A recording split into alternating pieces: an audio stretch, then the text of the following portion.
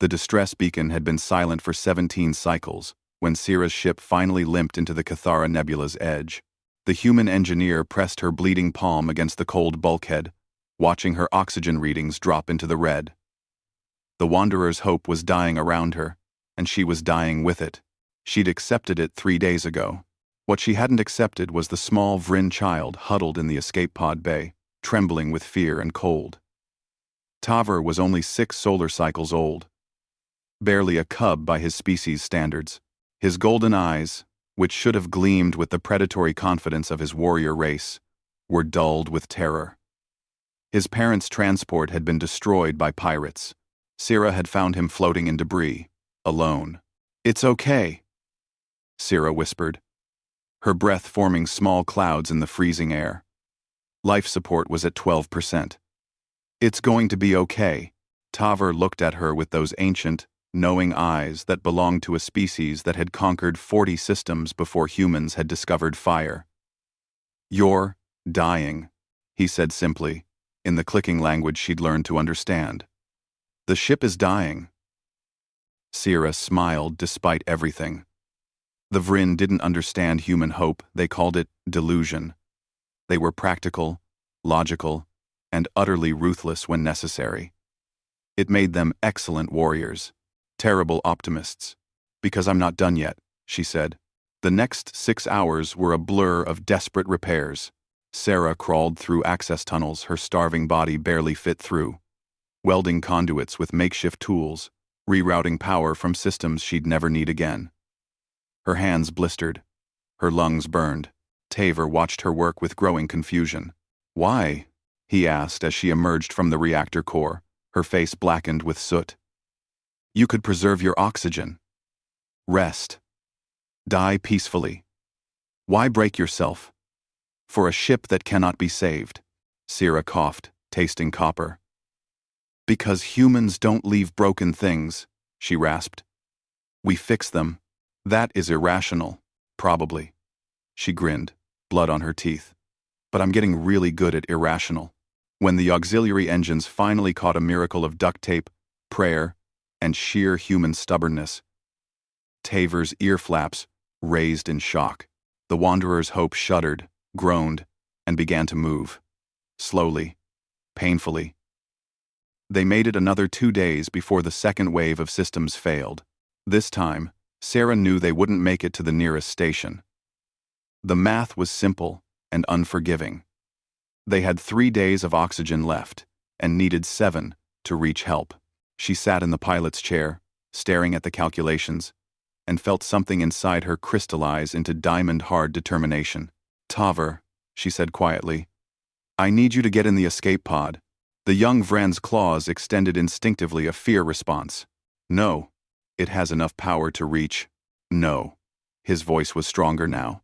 "You said humans don't leave broken things. You are broken. I will not leave you." Syrah felt something crack in her chest that had nothing to do with her failing body. She looked at this child of a warrior race, this predator species that had terrified the galaxy for millennia, and saw something she'd never expected. Loyalty forged not from strength, but from witnessing someone refuse to surrender. "Okay," she whispered. "Then we fix this together." They worked like demons. Syrah taught Tavr to weld. He learned to read human technical manuals with surprising speed. His small claws proved perfect for reaching circuits her burned fingers couldn't grasp. They cannibalized everything non-essential. The galley, the sleeping quarters, even the backup computer cores. They turned the Wanderer's hope into a skeleton of its former self. And it still wasn't enough. On the 5th day, with oxygen at critical levels and both of them barely conscious, Syrah made her final calculation. If she vented all remaining atmosphere except in the escape pod bay, if she burned every last gram of fuel in one desperate push, if she sent out one final distress call on every frequency simultaneously, they might, just possibly, be spotted before they asphyxiated. It was a 1 in 1,000 chance. "Those are terrible odds," Tavr whispered. "Yeah," Syrah agreed, her vision swimming. "But I've beat worse." She hadn't. But he didn't need to know that. The button was under her finger when the proximity alarm blared. Sierra's head snapped up, certain she was hallucinating.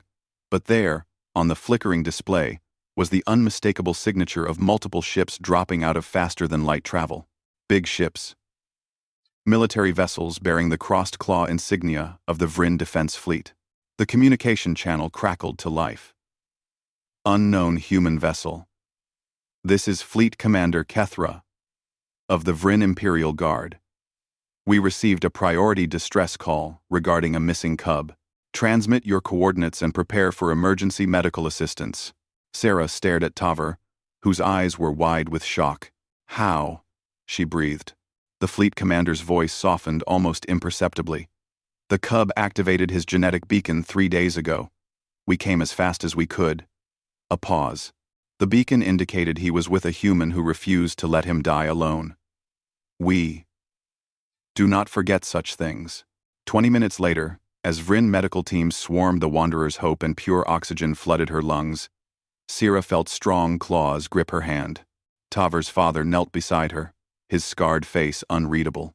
You saved my son, he said in accented human standard. When you could have saved only yourself, Sierra managed a weak shrug. Humans don't leave broken things. The Vryn warrior's eyes gleamed with something like understanding. No, he agreed quietly. I am beginning to see that you do not. As consciousness finally slipped away, Sierra heard Taver's voice, clear and certain, speaking to his father in their native tongue. She never stopped fighting. Not once. Not even when she should have. Father, the stories are true. Humans are terrifying. And in the proud rumble of the elder Vryn's response, Sierra heard the birth of a new legend that would spread through the predator fleets. Of the species that didn't know when to quit, that fixed broken things against all logic, that turned hopeless situations into victories through nothing but stubborn, ridiculous, beautiful human determination. The fleet began dispatching new orders that day. If you find humans in distress, you help them. Not out of obligation, but out of respect. Because a species that refuses to abandon broken things is a species you want as an ally when everything falls apart.